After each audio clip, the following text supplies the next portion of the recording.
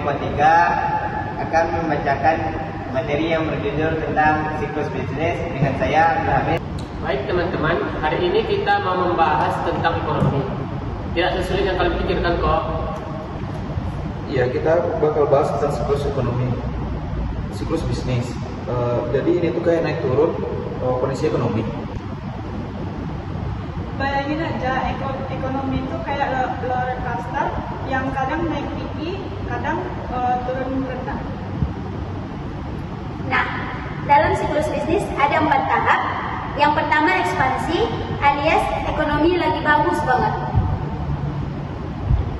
Di tahap ini orang gampang kerja, usaha lancar, dan uang berputar dengan cepat. Terus naik ke puncak. Ini titik paling atas sebelum mulai turun lagi. Setelah itu masuk resesi. Ini mulai agak berat, ekonomi melambat, pekerjaan juga mulai berkurang. Dan yang terakhir itu depresi. Ini titik yang paling rendah sebelum ekonomi balik lagi naik.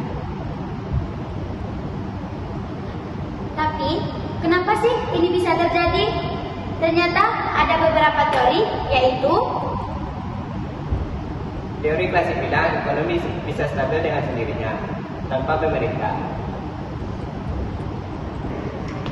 Kalau Keynesian beda, katanya pemerintah harus turun tangan langsung supaya ekonomi nggak turun terlalu jauh. Teori lain seperti monetaris bilang semuanya dipengaruhi oleh jumlah uang yang beredar.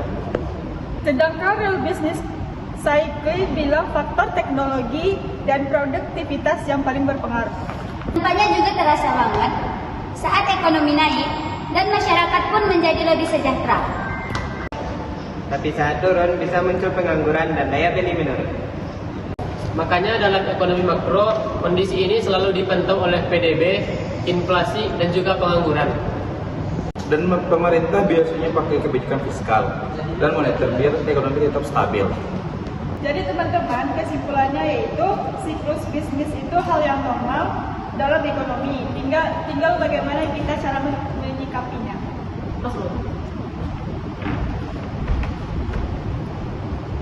Terima kasih sudah